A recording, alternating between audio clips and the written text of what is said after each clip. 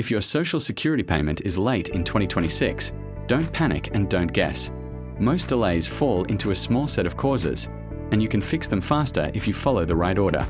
First, confirm you're expecting the payment on the right day. Social Security pay dates vary by benefit type and birthday, and the cleanest way to confirm is your My Social Security payment schedule, which shows upcoming and past payments. If you receive electronic deposit and it didn't show up on the scheduled pay date, Social Security's own guidance is to contact your bank or financial institution first.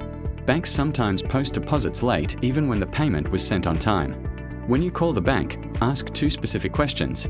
Do you see an incoming ACH deposit pending? And was any deposit rejected or returned? A return deposit is common after account changes, name mismatches, or closed accounts. Next, check for any recent changes that can trigger a hold. The most common are changing direct deposit details, moving addresses, switching to a new bank, or changing your representative peri setup.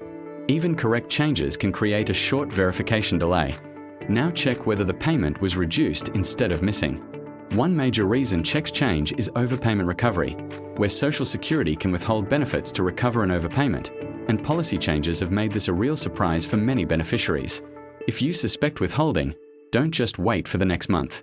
The fastest path is to confirm whether an overpayment recovery is active and, if it is, ask what options exist to reduce the recovery rate if it creates hardship.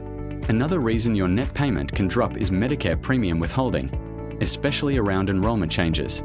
Even if the gross benefit is the same, the net deposit can change, so looking at the payment history matters more than looking at your bank balance alone. If the payment is truly missing after you've checked the schedule and the bank, report it to Social Security. SSA's Missing Payment FAQ says, bank first for electronic delays, then call Social Security to report a late, missing, or stolen payment if you still need help. When you contact SSA, use this exact phrase, I need you to confirm whether the payment was issued, and if issued, I want a payment trace. That forces the conversation into a trackable workflow instead of a vague wait and see. Have these items ready before you call: your Social Security number, the month of the missing payment, your bank routing and account info, and the exact date you expected the payment. Being ready reduces call time and prevents the rep from ending the call due to missing verification.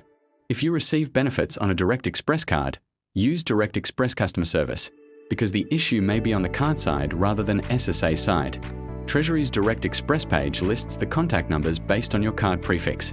If the payment was sent but returned, the fix is usually updating the deposit information and confirming identity details match exactly. Social Security also emphasizes direct deposit as the safest default method, because paper checks are more likely to be lost or stolen. If the payment wasn't issued, the next question is why. Common categories are administrative hold, eligibility review, address or identity verification, overpayment recovery, or a system update pending confirmation. The key is getting the reason code explained in plain English. Finally, protect yourself from a false missing payment alarm. Always confirm the pay date and give your bank a short window to post. Many delays aren't lost money, they're delayed posting, and the troubleshooting order prevents wasted time. Once you know which bucket your delay fits, schedule, bank posting, return deposit, withholding, or true missing payment, you can take the one correct action that solves it instead of trying 5 random steps.